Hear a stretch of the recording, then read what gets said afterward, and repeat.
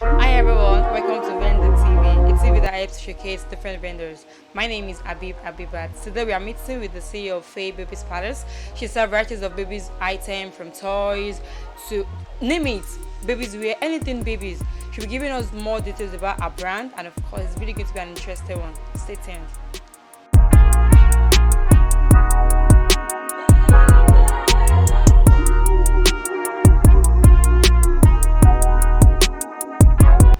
Good day, ma'am. Hi, good morning. You look beautiful. Thank you. Who is Ayodeji? IDG is IDG is someone. See, typical example. Yeah, just say it. IDG is a 29-year-old thriving entrepreneur in the very, very, very difficult Lagos. I I don't have kids, funny enough, even though I'm very invested into a line for babies. But I'd say I'd been doing this for the greater part of my life, and it's really something that I'm really passionate about. How many years now? On my own, I'd like to say about 5, but it's actually something my mom used to do before she passed. So that's why I'd say I'd been doing it for the greater part of my life. That's beautiful. Yeah. So, what kind of market do you target? Well, the best clients for us here are first time moms because that way they really are very passionate. They buy a whole lot, way more than they usually need. And when we started off, we used to do typically 0 to 2 years, but we've expanded into 0 to 5. So, which is a lot of back to school items, school bags, shoes, innerwears, and whatnot. What do you think will help you to grow this business more? Okay, a typical challenge for SMEs, entrepreneurs in Lagos, in Nigeria, logistics. Honestly, I feel like we need an Uber kind of logistics company where some people. Okay, we're on the mainland, and if we're gonna have clients on the island, say Lekki Aja, once you start to tell them, oh, their delivery is like 1.5 and above, some of them get discouraged. They don't purchase, and because of the condition of the road, the timing, and some people can't even get their orders on the same day. It's a really, really, really terrible challenge.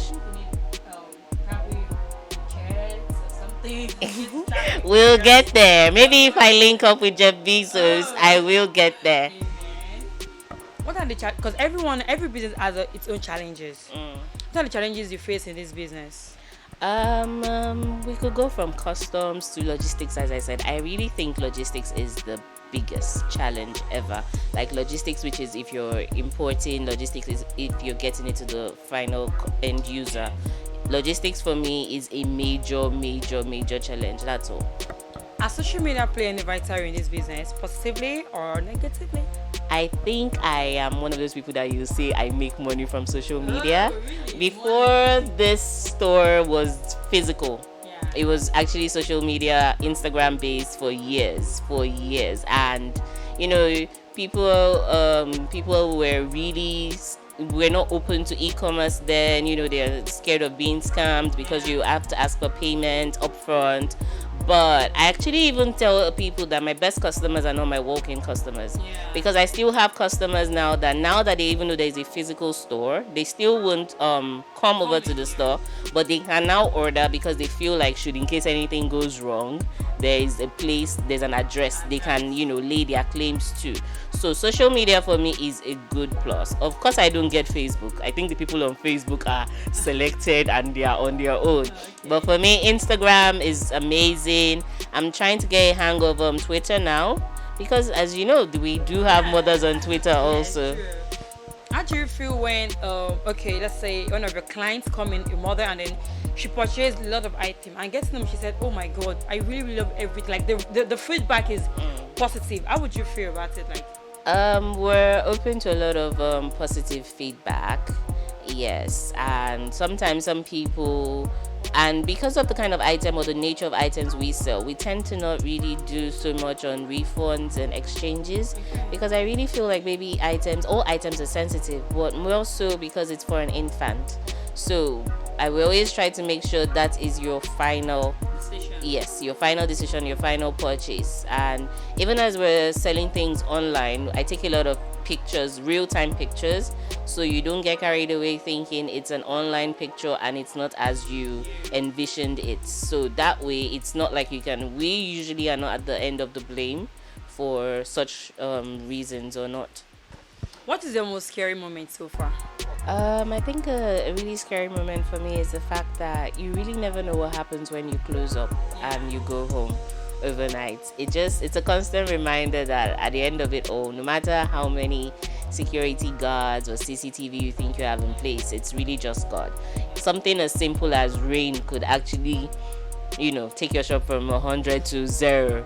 So it's not even about the human effects. I think that's something really scary, something you have to live with constantly every other time. What inspired you to go into this business? Aside from your mom. Okay, aside from my mom, I mean, being done with NYSC uni, I mean, it didn't seem like there were jobs in Nigeria that would be worth your time, your while. So, and this was already something that I knew. So that actually was when I started with an advice from my friend to actually go on social media platform. So for me, then it was like expanding our business, and eventually then I had a physical store. Now, how do you see the brand in the next few years? Let's say 5 years. Oh, I'm going to take you around the tour for the shop, and we're actually just expanding into the back. Oh. And I know Nigerians don't really like to shop on websites. I really think they don't. They like the social media because while they are seeing things they would hope to buy, they can also do the gossip. Yeah, everybody true. likes gossip. Yes. So I'm still looking at the possibility of a website, but there are a couple of e-commerce platforms, Flutterwave and whatnot. They also provide you like a catalog or a mini website kind of package. So yes, that for me. And we already have brands that are our brands. Really? Yes, I we think do. I'll see on all your brands. I would definitely give it a. So I think maybe having more items, and maybe also still moving up the age from 5 to, let's say, pre-teens probably. Let's see how it goes. Have you ever thought about, I really want to stop this business? I am tired. I want to stop. The only way I would stop this is if somebody moves me out of Nigeria physically. Oh, really? Yes. And no, I don't want to. Okay, there's someone out there who wants to start this baby stuff business. What advice do you have for someone like that? Honestly, if you're looking to go into any business, if you're not passionate about it, if business is not your thing, it would weigh you down. There are no rights or wrongs. And one other major thing is the sky is big enough for everybody to fly. Yeah. So I do not need you to feel like, it's a concentrated market. If you have to carve out your own niche, basically. That's just it. Aside from having a store to sell baby stuff, if not baby store, what else would you have ventured into? No idea. Oh, no idea. No idea. Really, let's maybe probably a phone call, you want to sell cars or... No idea. I Just mean, baby it stuff. really is all I've known for a very long time. So trust me, no idea.